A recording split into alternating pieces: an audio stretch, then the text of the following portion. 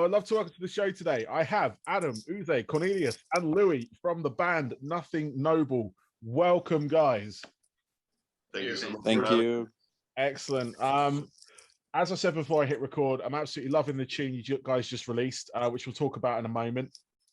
But before we start, because you are, well, to me, you're a new band. And I think generally to probably the majority of my listeners, you are a new band.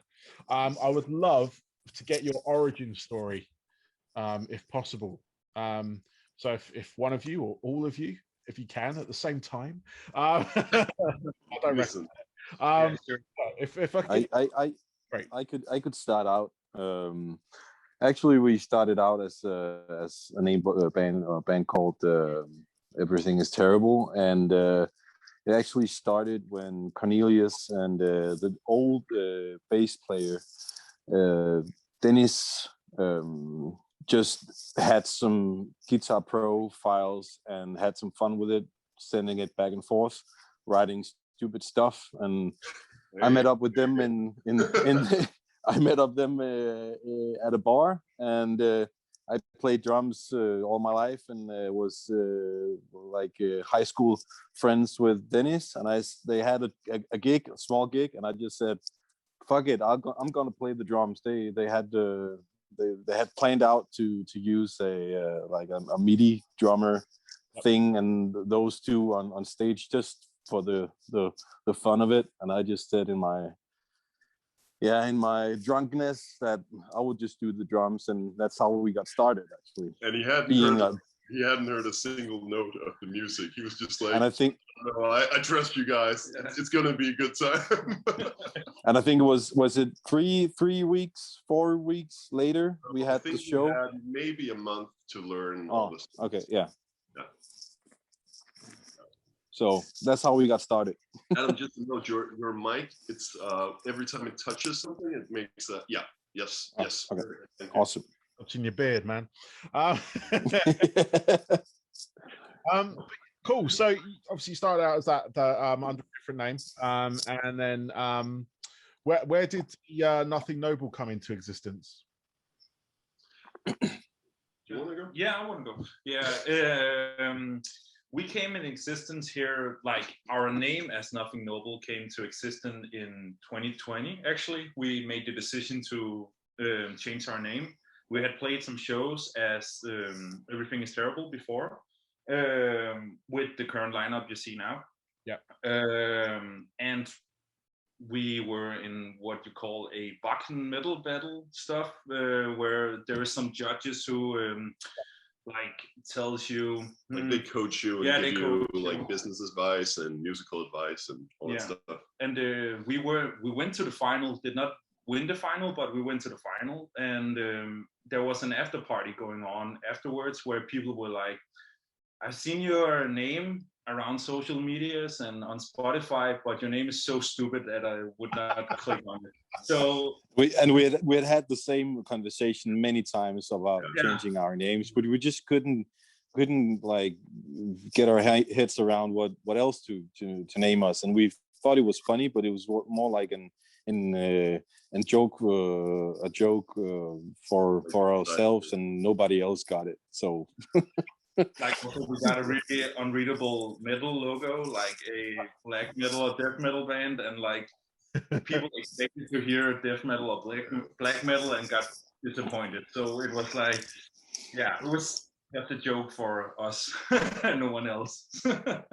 Yeah, so basically the people who would get like interest in the name would get turned off by the music because it didn't match, and people who were like might be interested in the music wouldn't like click on the name because it was one big mess. So we decided to change it, and we released a debut album as Everything Is Terrible, and we re-released it as Nothing Noble because it's the same lineup. We play the same songs, it's just under Nothing Noble now. So basically we play the same songs live as well, so it's still a part of the band history. Yeah, and I guess we wanted to like move into a more serious direction by also collabing with Prime Collective. Yep. that we're under now. We're handling our like PR and stuff. Excellent, excellent, and yeah, it's got its way to me, which is nice. That's awesome. Let's talk about your latest single, the new single, Bond of Blood.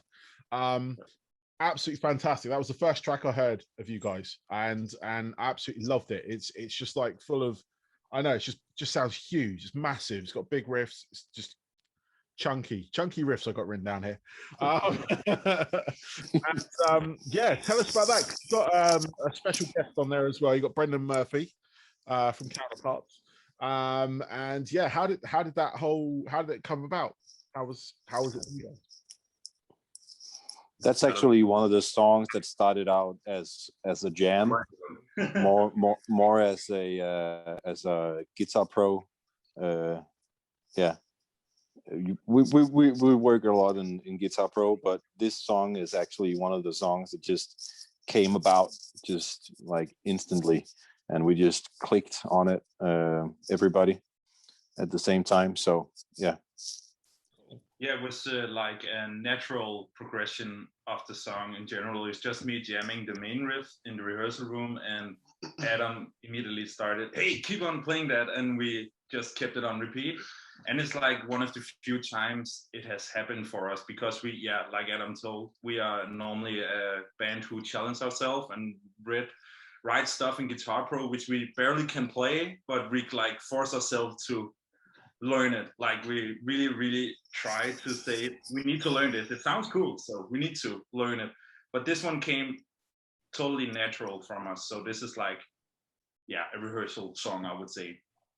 And yeah, and it's not as like, I think you can hear that it's more organic than some of the stuff on the first record, which is like, to me, I can like hear the convolutedness of all the like different complicated parts that we've woven together in all different time signatures and stuff like that. And this one just like flows and it grooves. Yeah, like kind of all the way through. Yeah.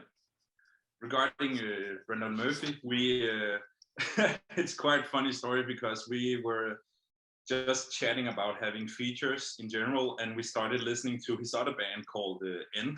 Yeah. And we all were hyped about End, the project in general, and we're like, oh, we should get the guy from End in. This is a pretty new band, and we didn't realize it was the same vocalist from Counterparts, and we were like, oh, Brendan Murphy, and like people were like, oh yeah, Brendan, he's from Counterparts as well, and we were like, oh.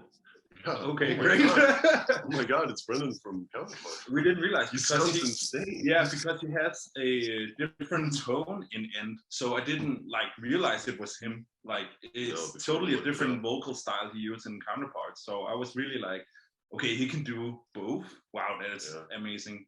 He is a really good vocalist, I would say. That's awesome. Yeah, he absolutely like slaughtered it.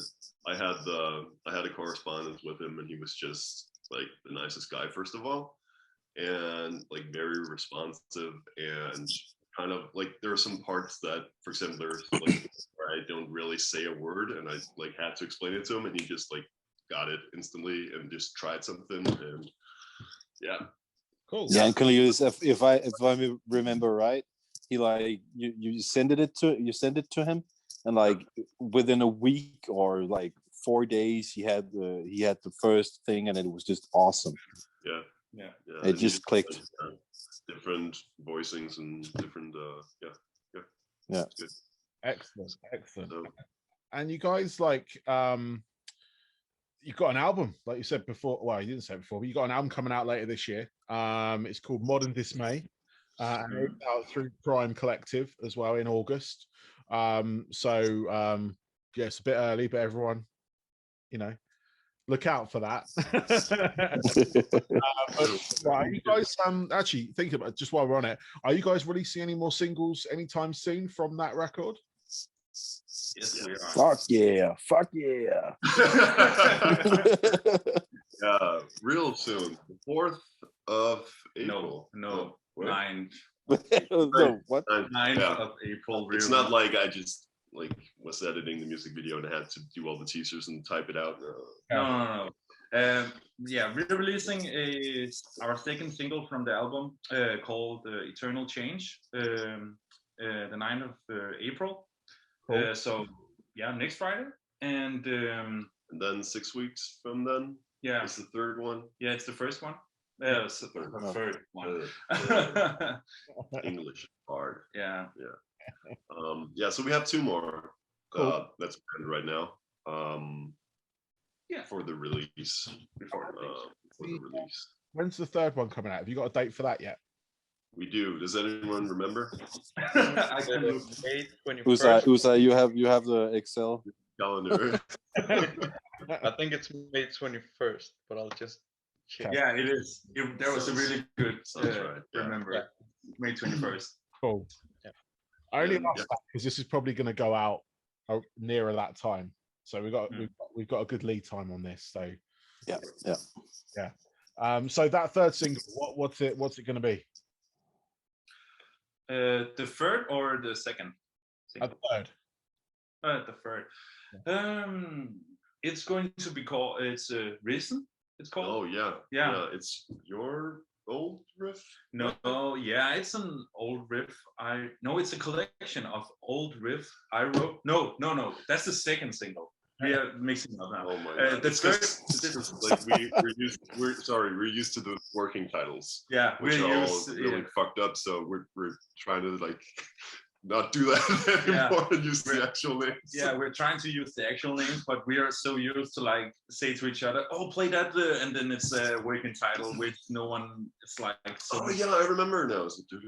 Yeah, but Risen, the third single is riffs that dates actually back to when Louis started in the band. It was like a collection of different kinds of riffs over time that we changed up and collaborated together on, and just like we meet up in the practice room and we maybe use 3-4 hours just like not jamming on our instruments, but using the computer and just like pacing around and thinking and bouncing ideas above each other.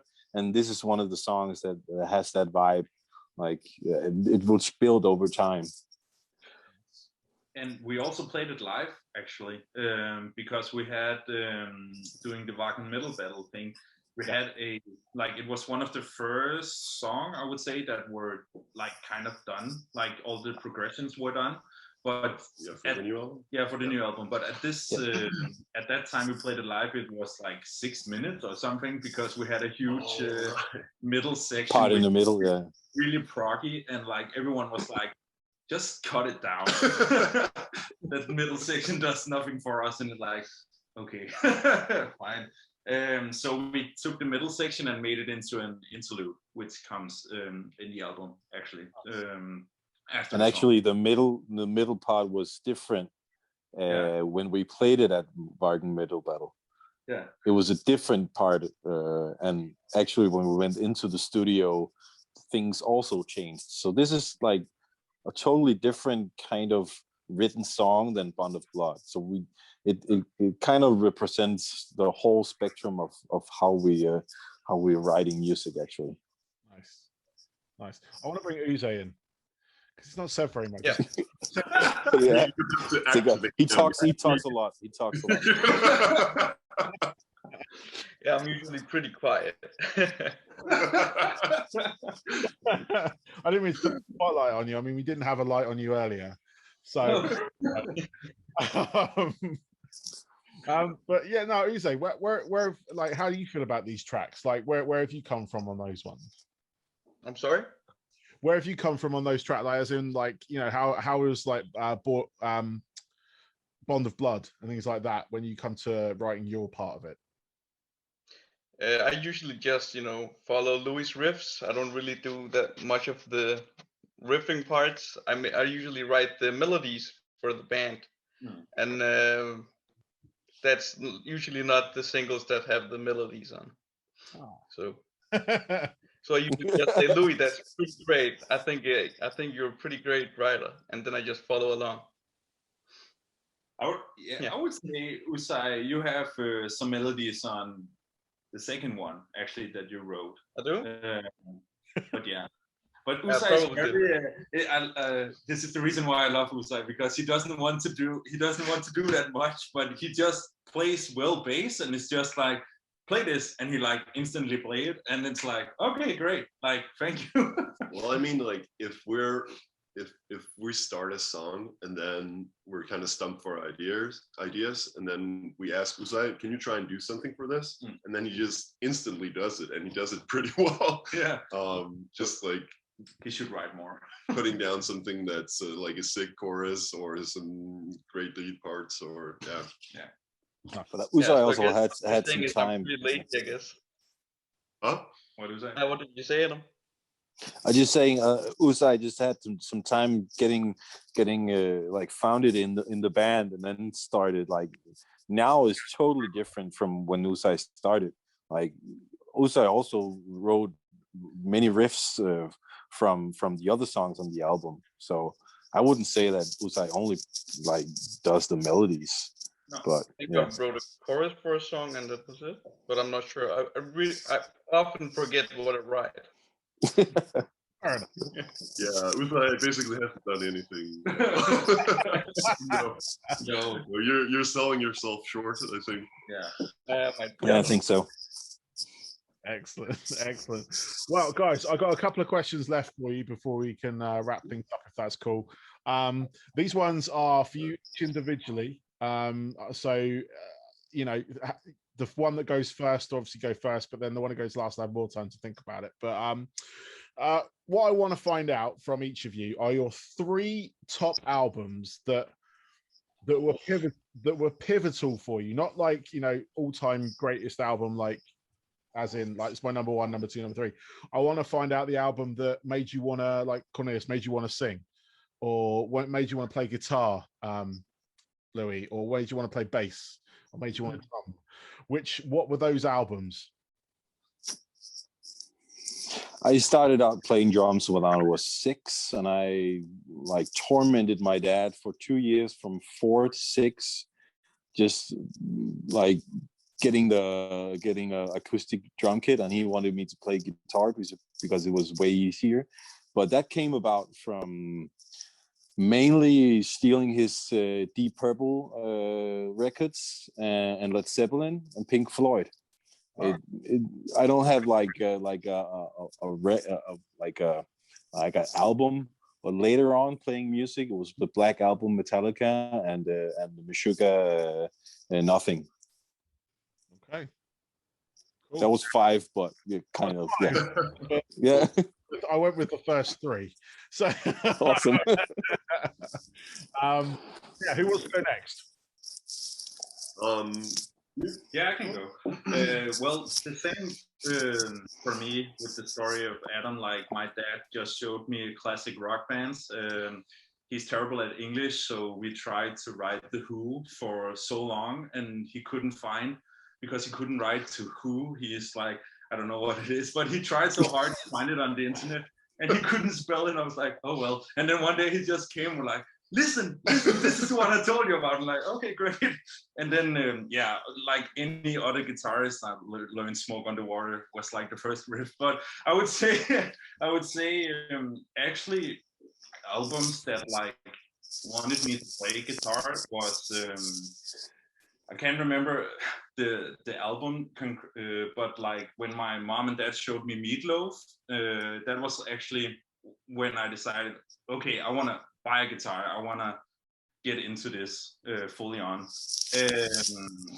In newer times, albums that has changed my perspective would be the first Periphery album. Actually, it changed completely around on my way of thinking of writing music. And then the second one is actually a weird one because it doesn't fit our band at all, but Death Heaven Sunbather is like one of my, like when I started getting to this more shoegaze, black metal stuff, I was like, this is so cool. Like I didn't know that you could write music like this with more guitar effect pedals. Like for me, it was for so long about riffs and all those things. But then I came into like, oh, what about turning a lot of pedals on and just make noise? So I would say that the album shaped a lot of my guitar playing as well. But it all started with, like, I would say Metallica, and for that Metallica album would be And Justice for All, where like everything shaped me as like, this is going somewhere, this is metal, I will start playing. Cool. So I would see these albums for me. I think like music wise, I have to mention like my first like rock like guitar music album was Americana by The Offspring. Okay. And I listened to that so fucking much. And that was like, that opened like the door into rock and metal music for me. So I have to mention that. And then I got into like metalcore stuff, mainly like probably Killswitch Engage was like the biggest one for me. That was like the next step from like where it got like really metal. And yeah, definitely. I think vocal wise, it has to be Misery Signals, like Controller, and the one before that, Mirrors, right? Yeah. Because, well, mostly Controller, I guess, because Carl just has the best pronunciation of any like vocalist that I know. It's so fucking crazy. Like I never read any of their lyrics, but I still like know you can hear every single word. And that's something that has like inspired me a lot over the last couple of years, trying to get better, definitely. And I have to mention one more because for Modern Dismay, the new record, I was listening a lot to Norma Jean. Yep. And the way that he like uses tonality with his screams, and which is a new thing that I've tried to do on the record, which was taxing for me because it was a new technique. So I'm excited to like showcase some of the songs where I'm like more tonal compared to the first record where I'm really like kind of monotonous all the way through. But yeah, I like I'm actually a guitarist, so it's kind of like yeah, he started out as a guitarist. I started out as the guitarist, and he still plays a little. We couldn't find anyone to sing, or like the people that we found was just like it didn't work out, and like finally I was just like, fuck it, I'll have to do it. And then so I've started slowly like learning that, but I think some of my first like songs on guitar was definitely Metallica or something like that. Okay. As well. So yeah. Cool. A lot of those. Excellent. Uze, last but not least. Yeah. So, you know, it's been mentioned a lot, but Metallica also has been like the biggest influence. When I was around 14, I think. I saw the Guitar Hero ads back then when that was a thing. Yeah. Then I just began listening to Metallica, and I remember seeing or listening to Robert's parts, and I was just like blown away. So I just said to my dad, we're gonna buy a bass, and it's gonna be now. And like the next day, we went and got a bass. Nice. And then I played like that style for a long time, and then I got introduced to Periphery, and the second album, I think, Periphery 2.0. Yeah. That changed like everything for me, the way I played and what I wanted to play. And I actually don't have a third album.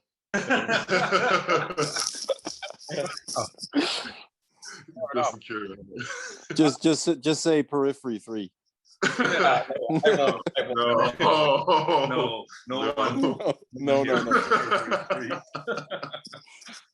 Awesome. I mean, absolute amazing bands in that list there. I write all these down just purely because if there's anything I've missed, then I always go back and listen, or if there's something I haven't heard for a long time, and there's a couple in there. So yeah, I'm definitely going to go back and listen to I haven't heard Meatloaf in a long time. I keep hearing the same Like my dad remembered me as well, and I was like, oh, it's so long since I listened to Meatloaf. Time to listen to Meatloaf. There's got a bit. There's all you got to bring out the meatloaf sometimes. A lot of those songs on there. If you go for some of the newer ones, like Periphery, for instance, absolutely love that band. I saw them live with Deftones back. I used to live in the States, and they did a tour with Deftones, and it was absolutely brilliant because it was the first time I've seen them live. I'd heard them on record, but oh, hang on. Sorry, there we go. I got a notice up on the screen saying 40 minutes. Same. It put me off. I've got to edit that one. Periphery absolutely blew me away that night. I mean, Deftones were great, but they were the support band. I'd heard them on record, and it was it was all right. And then saw them live, and I've absolutely loved them since. So absolutely fantastic band. Norma Jean are another one, actually. They're brilliant. I got into my sort of like hardcore sort of level stuff a long time ago, so them, Converge, and then the more sort of groove laden sort of stuff from New York. So you got like Vision of Disorder and Cro-Mags and stuff like that. And it's just I love that scene. Killswitch as well. Killswitch. Yeah, fuck yeah. That's what I brought up with. Yeah, that when they released was it Signal Fire a couple of years ago. It fucking I mean, I knew before that with their other stuff like Last Serenade and all that kind of stuff from there, but when they had both singers, Jesse and Howard, coming on track, that was like one of the for me, it should have been a massive. I mean, it was a massive moment for me because it's like two great singers in the same band, and they're fucking doing a song together because you didn't know whether there was bad blood or not between them. And it should have been a massive moment. I don't know what happened. It just kind of, I don't know. Here it got kind of swept under the carpet, I think. But no, absolutely fantastic band. Love them. Great. And my final question for you guys before this Zoom meeting decides to cut itself off. What are your hobbies away from music? So when you are not doing Nothing Noble or anything like that, what do you guys do as hobbies? Well, my hobby is also my job, kind of. So I don't know if it qualifies as a hobby, but that's boring actually. I play a lot of like board games and Magic the Gathering and stuff. Okay, cool. And like really into that nerdy shit. Nice. So much fun. Camera. Oh yeah. Like I do like photography and videos and stuff, but it doesn't count because it's not like strictly a hobby, I guess. It's not all fun. It's not for pleasure all the time. So yeah, but definitely like nerdy shit, like card games, board games, whatever. It's a really good time, and it's a good way to like have some experiences with your friends now that you can't experience anything else. So yeah, definitely. I as well. My hobby is also my job. I'm a sound technician at a venue. Okay. So we are close due to Corona, of course, but yeah, that's basically my job and my hobby as well. But next to that is actually construction, because other than being a technician at the venue, I also have to be a little bit of a janitor and fix stuff if something is broken. And I got like a feeling of, hey, I can actually use my hands. So therefore I got a lot into building stuff in general. I really like to cut wood and make stuff by myself. Right now I'm renovating my own apartment right now, and I'm thinking about only making my furniture by myself and all those things. Like, how can I build it by myself instead of go out and buy stuff? So yeah. I remember at your old apartment where you're like, oh, you have to come check out my cupboards. I redid the cupboards. Yeah. They're so cool now. Yeah. Yeah, I'm into powerlifting. Yep. Lifting heavy stuff, and yeah, riding a motorcycle, tuning up things, and as Louis, like just using my hands besides being an academic. So I'm a little bit of like music training using my hands. So I just like to get busy and do stuff. Yeah, so I'm actually also into powerlifting like Adam as well. So sometimes we train together. We haven't done that for a while because of COVID, but you know, when it's open, Adam, we have to train again. Yeah. And then I actually began planting chilies. So I have like little chili babies at home. So that's a new hobby. Excellent. Yeah. That's some fun. I like that. A lot of stuff that I do as well, which is good. No, I mean, I'm very much into my board games. I love the nerdy shit too. Yeah, during lockdown, I got my kids into D&D. Nice. Sweet. Because I've got enough people to do it as well. So I've got 3 daughters and my wife, and it was just you know, I was the games master, they were the players and stuff, and it was a great way to kill time, to be honest, for them, because it's just like takes them out of everything that's going on, and it was good fun. Really creative and expressive as well. Yeah, exactly. I'll start with you. Yeah, and I used to be a sound tech as well, actually, in a venue. Nice. I know exactly what you're talking about, having to be kind of like a janitor for this place and fix stuff. Yeah, like one of my Corona project has been soldering around 156 XLR connectors. Yeah, I've just built a patch bay, so I just stood in a corner for like a week and just soldered. Louis goes to your corner. Yeah, my colleague, like, you know where to find me. I'm just in my corner listening to podcasts and soldering all day. So fair enough. That's a good time. It's good. Good. You can immerse yourself in it. Awesome. But cool, guys. Thank you very much for your time. I really appreciate it. Good luck with everything with the album. I hope to have you guys probably back on around the time of the album, so we can sort of like again. It'll be awesome. Yeah, thank you for having me. Absolutely, my pleasure. Hopefully, once Corona kind of, I'm just going to say, eases off and we're allowed to travel and tour and play shows, that you guys make it over to here. Yeah, I'll definitely be there. So awesome. Thank you so much for having us. It was really nice talking to you. Cool. Adam, Uze, Cornelius, Louis, thank you. Thank you, Barney. Yeah.